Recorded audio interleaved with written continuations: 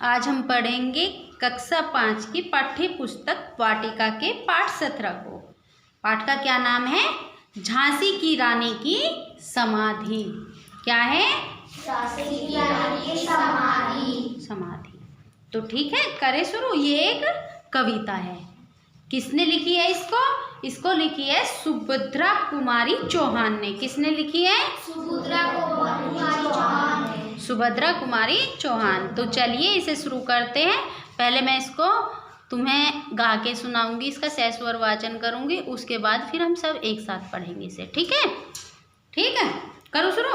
Yes ma'am. इस समाधि में छिपी हुई है एक राख की ढेरी, जलकर जिसने स्वतंत्रता की दिव्य आरती फेरी।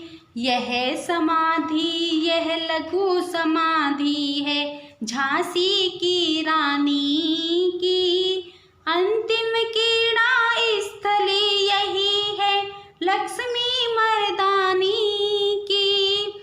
यहीं कहीं पर बिखर गई वह भग्न विजय माला सी। उसके फूल सही संचित है, उसके फूल यही संचित है यही स्मृति शाला सी। सही वार पर वार अंत तक लड़ी वीर बाला सी। आहुति सी गिर चढ़ी चिता पर चमक उठी ज्वाला सी। बढ़ जाता है मान वीर का रण में बलि होने से। मूल्यवती होती सोने की भस्म यथा सोने से। रानी से भी अधिक हमें अब यह समाधि है प्यारी। यहाँ निहित स्वतंत्रता की आशा की चिंगारी। इससे भी सुंदर समाधियाँ हम जग में हैं पाते। क्या कहा है? कि इससे भी सुंदर समाधियाँ हम जग में हैं पाते। उनकी गाथा पर निशीथ में शूद्र जंतु ही गाते। पर कवियों की अमर गिरा में इसकी अमिट कहानी। स्नेह और श्रद्धा से गाती है वीरों की बानी। बूंदे लोहर बोलो के मुख हमने सुनी कहानी। खूब लड़ी मर्दानी वहती झांसी वाली रानी। ठीक है, तो अब इसे मेरे साथ पढ़ोगे। पहले मैं 2 लाइनें गाऊंगी फिर तुम। ठीक है ना? इस समाधि में छिपी हुई है एक राख की ढेरी। इस समाधि में छिपी हुई है एक राख की ढेरी। जलकर जिसने स्वतंत्रता की दिव्य आरती फेरी। जलकर जिसने स्वतंत्रता की दिव्य आरती फेरी। यह समाधि, यह लघु समाधि है झांसी की रानी की। यह समाधि, यह लघु समाधि है झांसी की रानी की। अंतिम क्रीड़ा स्थली यही है लक्ष्मी मर्दानी की। अंतिम क्रीड़ा लक्ष्मी मर्दानी की। यहीं कहीं पर बिखर गई वह भग्न विजय माला सी। यहीं कहीं पर बिखर गई है भग्न विजय माला सी। उसके फूल यहीं संचित है यह स्मृति शाला सी। उसके फूल यहीं संचित है स्मृति शाला सी। सही वार पर वार अंत तक लड़ी वीर बाला सी। सही वार पर वार अंत तक लड़ी वीर बाला सी। आहुति सी गिर चढ़ी चिता पर चमक उठी ज्वाला सी। आहुति से गिर चढ़ी चिता पर चमक उठी ज्वाला सी। बढ़ जाता है मान वीर का रण में बलि होने से। बढ़ जाता है मान वीर का रण में बलि होने से। मूल्यवती होती सो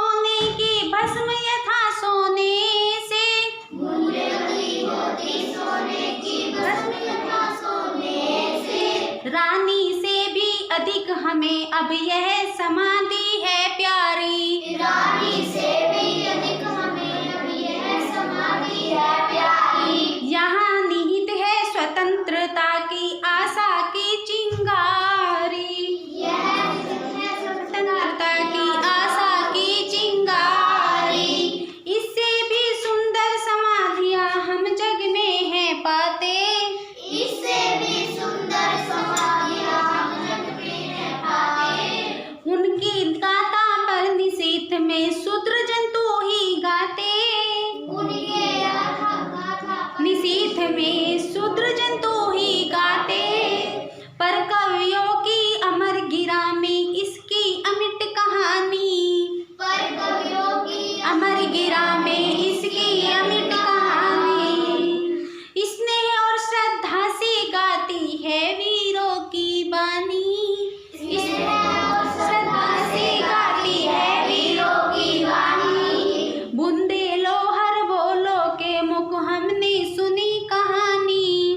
बूंदे लहर बोलो के मुख से हमने सुनी कहानी। खूब लड़ी मर्दानी थी वह झांसी वाली रानी। खूब लड़ी मर्दानी में थी झांसी वाली रानी। खूब लड़ी मर्दानी वह थी झांसी वाली रानी। खूब लड़ी मर्दानी में थी झांसी वाली रानी। तो ये थी हमारी आज की कविता जिसका नाम था झांसी की रानी की समाधि। समाधि किसे कहते हैं बताया था मैंने। समाधि जहाँ पर झांसी की रानी का अंतिम संस्कार हुआ था वहाँ पर एक जैसे वो बना देते हैं ना भूत एक इस तरह की, जैसे हमारी एक टेबल सी रखी है इस तरह की बना देते हैं वाइट सी, तो उसे समाधि बोलते हैं।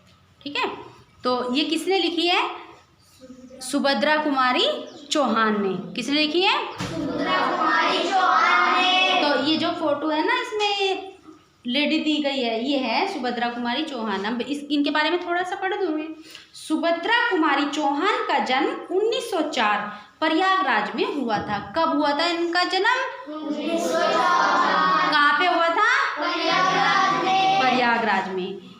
इनकी रचनाओं का राष्ट्रभक्ति, जो इनकी रचनाएं हैं उनमें क्या मिलता है? राष्ट्रभक्ति, प्रेम और प्रकृति का सुंदर चित्रण मिलता है। इनकी रचनाओं में मुकुल, त्रिधारा, बिखरे मोती, झांसी की रानी एवं वीरों का कैसा हो बसंत आदि प्रमुख है। कौन कौन सी है? मुकुल, त्रिधारा, बिखरे मोती, झांसी की रानी और वीरों का कैसा हो बसंत आदि प्रमुख है। इनकी मृत्यु 1948 में हुई थी। कब हुई थी? 1948 में। किसकी मृत्यु के बारे में बताया मैंने? सुभद्रा कुमारी चौहान। सुभद्रा कुमारी चौहान। जन्म कब हुआ था इनका? 1904। 1904 में। और मृत्यु 1948। तो कितने साल जी भाई? बस 44 साल केवल। कितने? 44 साल। तो ठीक है, इसे पढ़ो अच्छे से, जहाँ से समझ में ना आए मेरे से पूछ लो।